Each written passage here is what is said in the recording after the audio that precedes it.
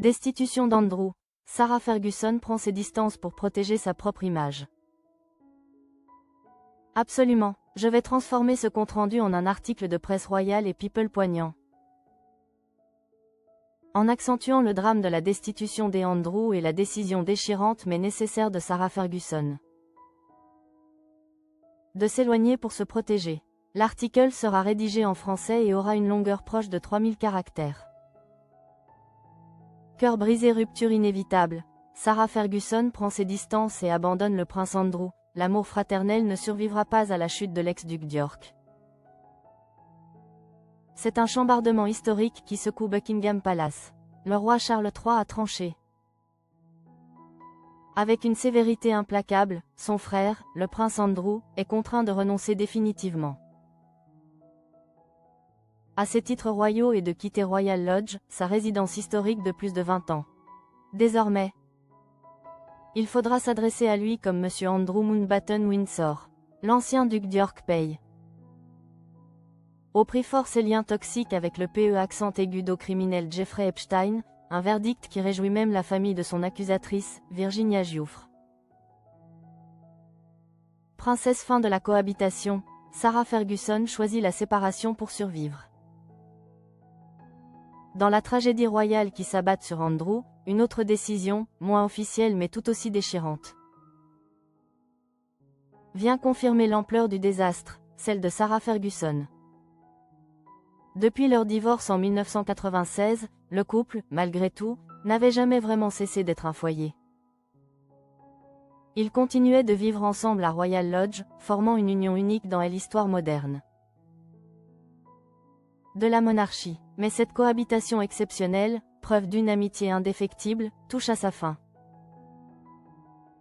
Selon plusieurs sources citées par le magazine People, Sarah Ferguson s'apprête à prendre littéralement ses distances avec son ex-époux. Contrairement à certaines déclarations, elle n'a jamais réclamé de bien immobilier, précise une source proche. Elle continuera de mener sa vie de manière indépendante.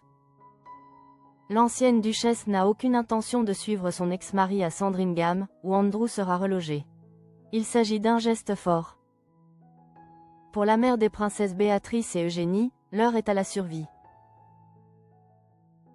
Balance à poids le piège Epstein, un passé qui rattrape l'ancienne belle-sœur de Charles III. Si la décision de Fergie peut paraître cruelle, elle est avant tout une nécessité vitale.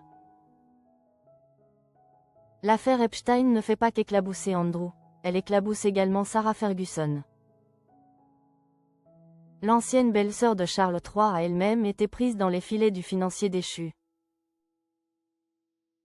En mars 2011, dans une interview avec The Evening Standard, Fergie avait juré s'être endettée à hauteur de $20 000. Auprès du businessman, parlant d'une terrible erreur de jugement.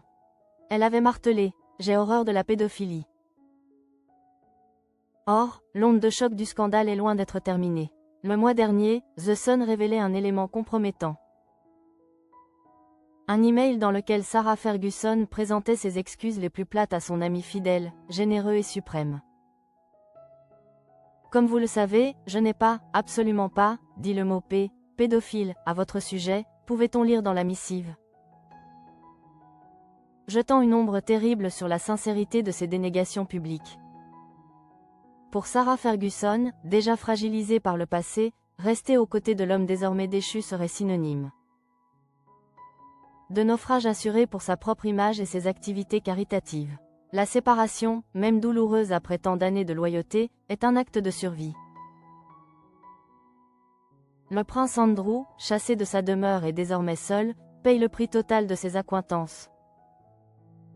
Tandis que Sarah Ferguson tente l'impossible, se dissocier d'un homme qui fut son roc.